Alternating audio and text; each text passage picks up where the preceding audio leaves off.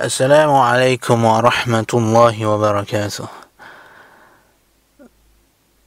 This is the course which follows on from the connecting to Allah by improving your salah course.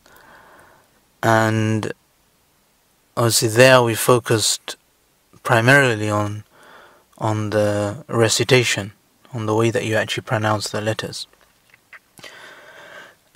But in terms of connecting to Allah through salah, there's many things which can play a part.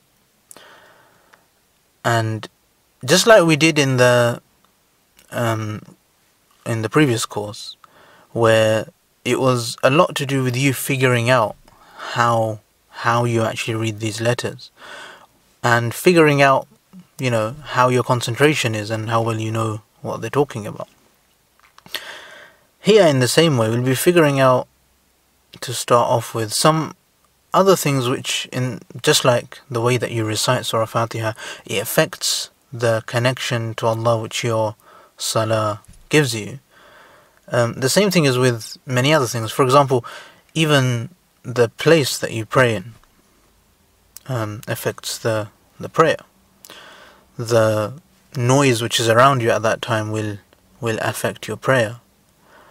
As well as that, if you've got somewhere to go straight afterwards and you're in a bit of a rush, that will affect your prayer. If you're praying at work, for example, at lunchtime or during a break, and people are expecting you to come back to take some of the workload, then you may notice a different way that you pray. So,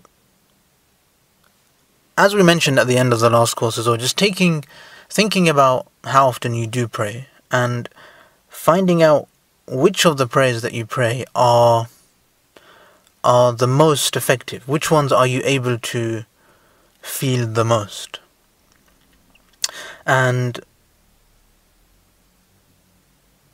very often this may be the Fajr prayer at the beginning of the day, because if you wake up on time for Fajr, it's naturally a very good time to pray to Allah. And for others it may be Isha, or if you have a night shift job, it might be Dhuhr when you wake up. So thinking about that a little bit, just which prayer is it that you feel you have the most concentration in at the moment?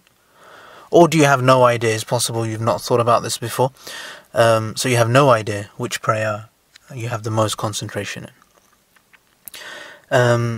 But obviously the purpose of this exercise is to start noticing the correlation between the silence that we have, or the calmness of mind we have at the morning, or the amount of focus that we have at a certain time of the day, and see how that correlates with the quality of your salah. So again, this is kind of a self-assessment. It's just taking stock of how the salah is at the moment, at a slightly deeper level.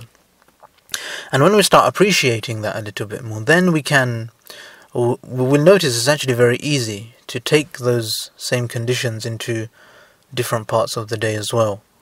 And also appreciating the quality of these conditions. So, for example, one of the requirements of praying is to do wudu, to do ablution before.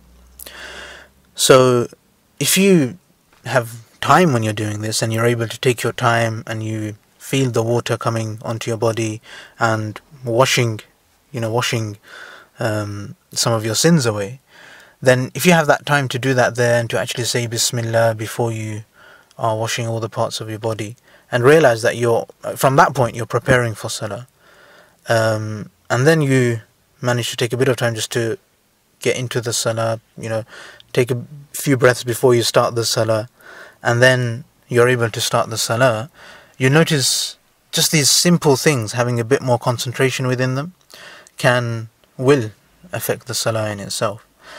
And this is always something which requires a practice.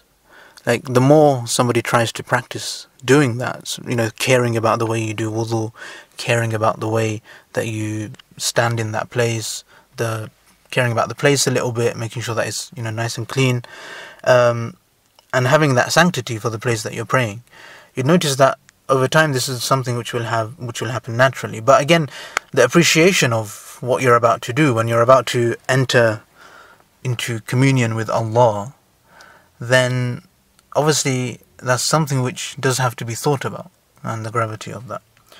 And the more time we give to this, the more times you try and go through, a recording like this and try and listen to something like this, which gets you to try and figure it out. Very often you find that in itself will actually allow you to understand how you can improve your salah so much easier. So there's a few guidelines here, and again, bringing particular attention to the Fajr salah, and realizing how at the beginning of the day we really do have that opportunity to start the day feeling connected to Allah, and then noticing the other salahs come in throughout the day to reconnect us with Allah, so we don't lose that connection which we establish at the beginning. And this is the main thing which we'll try and focus on just for today. And going forward, inshallah, we'll continue reciting some of the Quran, and in the same way we'll also think a little bit more deeply about what other things affect the amount of concentration we're able to have in our salah, and ultimately the connection that we have with Allah. So the exercise for today is to like physically make a list of these things, know what these things are properly, that these things are actually having an effect on your prayer, even if it's the speed of your wudu or the amount of time that you have, and try and realize how you might be able to tweak these for more than 1 or 2 salahs in your day. So I look forward to, or I hope you look forward to doing that exercise, and I'll see you tomorrow, inshallah.